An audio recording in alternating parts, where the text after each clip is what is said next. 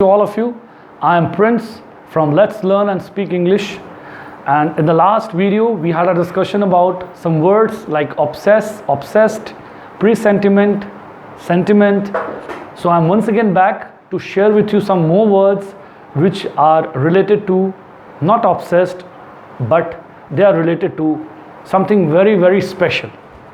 जी हाँ, मैं आपके सामने आज फिर हाजिर हूँ वो वर्ड्स लेकर जिनके बारे में शायद बहुत लोग बहुत ज़्यादा समझ सकते हैं। आज हम इंसान सबसे ज़्यादा इम्पोर्टेंस इंसान को इसलिए देते हैं क्योंकि हम उनकी फीलिंग्स की कदर करते हैं। यस, अगर आप फीलिंग्स की कदर नहीं कर रहे हैं तो आज से शुरू कर दीजिए, क्योंकि इंसान की कदर करना, उसकी फीलिंग्स कदर करना, यही हमारा पहला लक्ष्य है। और आप ये महसूस करते होंगे कि जब आप किसी की फीलिंग को समझेंगे तो आपकी भी फीलिंग को वो समझेगा। तो मैं आपको ये आज कहने आया हूँ कि आज हम लोग वो वर्ड्स करने वाले हैं जो हमसे रिलेटेड हैं, आपसे संबंधित हैं। और वो क्या है? आपकी सबसे अहम चीज़ जिसके ऊपर सारी दुनिया टिकी हुई है, और वो है भावनाएं। आप समझ रहे हैं मेरी बात को? वो क्या है? भावनाएं। मैं एक्सपेक्ट करता हूँ कि अगर आप किसी की भावनाओं की कद्र करते हैं तो आपकी भी भावनाओं की कदर ज़रूर होती होगी। सो आज हम आ रहे हैं आपके सामने the words which will help you to really express what you are really, and the words are in front of you. Please just have a snapshot first.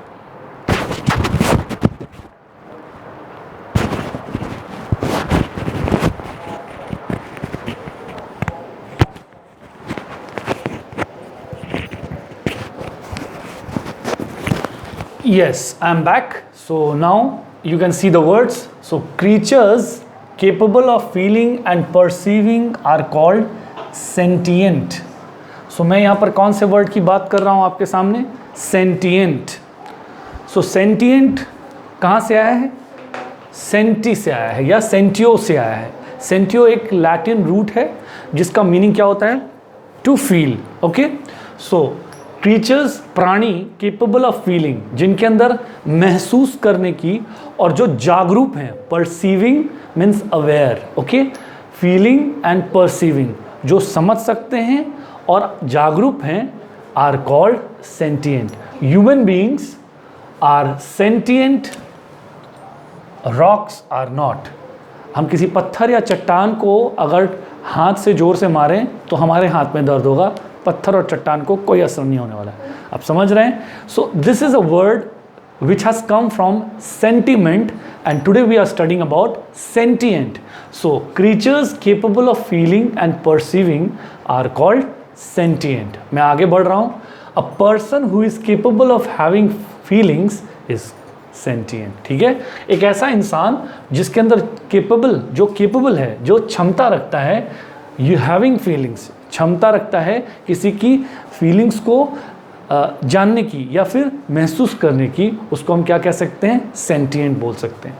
Example again मैं आपको बढ़ा रहा हूँ, ये बहुत अच्छा एग्जाम्पल है। She is sentient since her childhood for birds. So आप ये समझ सकते हैं कि कुछ बच्चों को बहुत ज़्यादा एक फीलिंग आती है जानवरों को देखकर, पक्षियों को देखकर।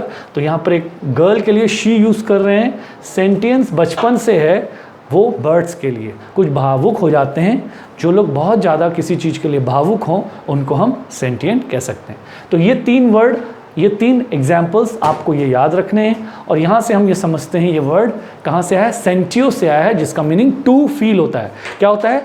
To feel. और ये वर्ड आपका क्या है? सेंटिएंट। और उसके बाद हम लोग इसको क्लियर कर रहे हैं। तो हम लोग ह्यूमन बींग्स क्या हैं? सेंटिएंट हैं। तो पहला फीलिंग वाला वर्ड आपका क्लियर हुआ। नेक्स्ट हम लोग आ रहे हैं डिसेंट। ओके, जैसे कि मैंने आपको लिखा है, डिस मीन्स अपार्ट और away. Okay, so when you express a feeling that is apart from that of the rest of a group, तो आप क्या हो जाते हैं? अपने ग्रुप से अलग सोचते हैं, अपार्ट सोचते हैं, भिन्न सोचते हैं, तब आप क्या हो जाते हैं? डिसेंट हो जाते हैं। इसका उच्चारण क्या होगा? डिसेंट। Pronunciation is dissent. हल्का सा डी बोलिए और फिर सेंट बोलिए। सो इसको हम क्या बोलेंगे? डिसेंट बोलेंगे, राइट। और मैं आपको इसका प्रोनाउंसिएशन भी बता दूं, it's sentient, not sentient, right. So this is sentient, sentient, sentient. तालब शो आएगा आपके मुंह में, सेंशिएंट, राइट।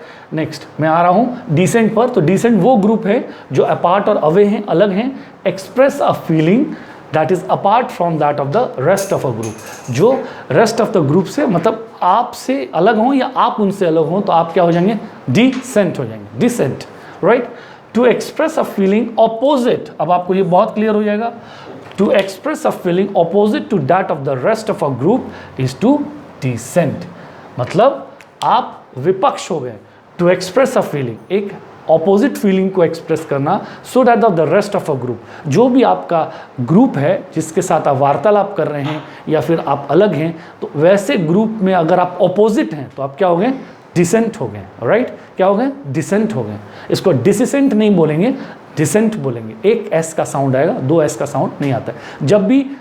जब भी अल्फ़ाबेट्स दो होते हैं, साउंड एक ही आता है। सो इसको हम क्या उच्चारण करेंगे? What will pronounce dissent, dissent, right. आगे बढ़ते हैं। अब हम लोग एक नए वर्ड पर आ रहे हैं। तो डिसेंट एक ऐसा ग्रुप था, ऐसा वर्ड था जो हम लोग को ये सिखाता है दैट वी आर डिफरेंट और apart from the people we are in, if we are in a group, opposite, हम हट कर हैं, कुछ एक्सक्लूसिव टाइप के पर्सन होंगे जो ऑपोजिट लेवल पर रहेंगे। आपको उनको क्या कहना है? They are decent, right. Next we are coming to resent. Resent word आपने सुना होगा, री से बना back, okay, and with sentio feel. So ठीक है। तो रिसेंट कौन है? When you are offended.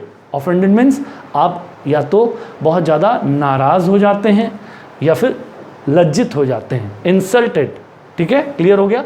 और इंजर्ड या फिर चोट खा जाते हैं बाय व्हाट पीपल से और डू, लोगों की हरकतें या फिर लोगों के कहने से आपको ऐसा लगता है कि आपकी बेइज्जती हो गई, आप इंसल्टेड फील कर रहे हैं, खराब ऑफेंडेड फील कर रहे हैं और फिर इंजर्ड भी हो गए हैं, आपको आंतरिक रूप से चोट लगती है, तो आप क्या हो जाते हैं? आपके अंदर एक फीलिंग आएगी, वो बुरी फीलिंग को हम क्या बोलेंगे? You have a bad feeling, ठीक है। To throw back at them you resent their remark और एक्शन। आप गुस्से में चिल्ला देते हैं या कुछ बड़बड़ा देते हैं, तो वो क्या हो जाता है? आप क्या कर रहे हैं? अपने फ्रस्ट्रेशन को निकाल रहे हैं। आप मेरी बात समझ रहे हैं? आप क्या कर रहे हैं? अपने फ्रस्ट्रेशन को बाहर निकाल रहे हैं। जब भी ऐसी स्थिति हो, जब आप अपनी फ्रस्ट्रेशन को, क्योंकि आपके स्वाभिमान में, you have been hurt on your self esteem, तो आप ये याद रखिए कि जब आपके स्वाभिमान को ठेस लगेगी तो आप क्या हो जाएंगे? रिसेंट हो जाएंगे। आप क्या हो जाएंगे? रिसेंट हो जाएंगे, राइट। आप गुस्से हो जाएंगे। आगे बढ़ते हैं। तो रिसेंट मीन्स दूसरा वर्ड एंगर भी हो सकता है, ठीक है। Tom says I have never hurt you in my life. Tom बोलता है मैंने कभी तुम्हें चोट नहीं पहुंचाई है। यहाँ हर्ट का मतलब क्या होता है? चोट पहुंचाना, राइट। हर्ट, यहाँ हार्ट की बात नहीं हो रही है। जब हम दिल की बात करेंगे तो हम क्या बोलेंगे? हार्ट। जब हम चोट की बात करेंगे तो हम क्या बोलेंगे? हर्ट। हम लोग साउंड्स की भी आ रही है क्लास, बहुत जल्दी करेंगे आपके साथ। So I have never hurt you in my life. मैंने कभी तुम्हें चोट नहीं पहुंचाई अपनी ज़िंदगी में। Why do you have so much resentment against me. तुम्हारे अंदर इतना गुस्सा क्यों है मेरे लिए? तो वर्ड कहाँ से आया? रिसेंट क्या था? एक तरह का वर्ब था। अब हम लोग कहाँ आ गए हैं? रिसेंटमेंट में आ रहा है, ठीक है। रिसेंटमेंट में आ रहे हैं, इसका मतलब वर्ब से हम नाउन में चेंज करेंगे। रिसेंट को तो हम क्या लगाएंगे? MENT को लगाएंगे। क्या लगाएंगे? MENT को लगाएंगे। वर्ब को जब हम नाउन में चेंज करेंगे तो हम क्या लगाएंगे? MENT लगाएंगे और वो रिसेंट क्या बन जाएगा? रिसेंटमेंट बन जाएगा। बेस मीनिंग एक ही रहेगा। रिसेंट यहाँ पर हम समझ चुके हैं, एक तरह का गुस्सा निकालना। तो कुछ लोग ऐसे कहते भी हैं I have never hurt you, मैंने तुम्हें कभी कोई तकलीफ़ नहीं पहुँचाई, लेकिन तब भी तुम्हारे अंदर में मेरे लिए इतना राग क्यों है, गुस्सा क्यों है। तो इसके लिए हम क्या यूज़ करेंगे? रिसेंटमेंट यूज़ करेंगे। आप इस चीज़ को जरूर ध्यान रखिए कि वर्ड का रूप चेंज होने से सेंटेंस बदलता है। आप ये ज़रूर देखते होंगे, अगर मेरे रिपीटेड वीडियोस को आप देख रहे हैं, शेयर कर रहे हैं, लाइक कर रहे हैं, तो आप समझ रहे होंगे कि वर्ड का रूप बदलता है और मेरा सेंटेंस बदल जाता है। ये आपको भी करना है। If you are going to do this then only you are going to learn it. याद रखिएगा, जब तक आप वर्ड का रूप नहीं बदलेंगे तब तक आप ये सेंटेंस पैटर्न नहीं सीखेंगे। आगे बढ़ते हैं। When you are full of resentment, जब आप पूरी तरह से गुस्सा हैं, राग में हैं, you feel resentful। अब हम लोग नए वर्ड पर चल रहे हैं। रिसेंट से हम लोग रिसेंटमेंट से कहाँ हैं, रिसेंटफुल पर है। इसका मतलब हम वर्ब से अगर एडजेक्टिव बनाएंगे तो हम उसमें क्या ऐड करेंगे, FUL फुल करेंगे। सो हमारा ये क्या हो गया, रिसेंटफुल हो गया, राइट। तो हम लोग वर्ब से नाउन में बदलने के लिए हम क्या किस में जा रहे हैं, विशेषण के रूप में शब्द को लेके जा रहे हैं। तो वो क्या हो जाएगा, हमारी गुणवत्ता हो जाएगी, हम गुणी हो जाए, उस गुण को लेके चलेंगे। तो जो ज़्यादा गुस्सा वाला होगा, जो ज़्यादा राग वाला होगा, वो क्या फील करेगा, हमेशा गुस्सा जैसा फील करेगा। तो वो क्या होगा, रिसेंटफुल होगा। ठीक है, हम लोग कितनी बार बातों में बोलते हैं ना, बड़ा गुस्से वाला है ये इंसान, बड़े गुस्से वाले हैं ये लोग। तो ये लोग कौन है, दे आर रिसेंटफुल पीपल।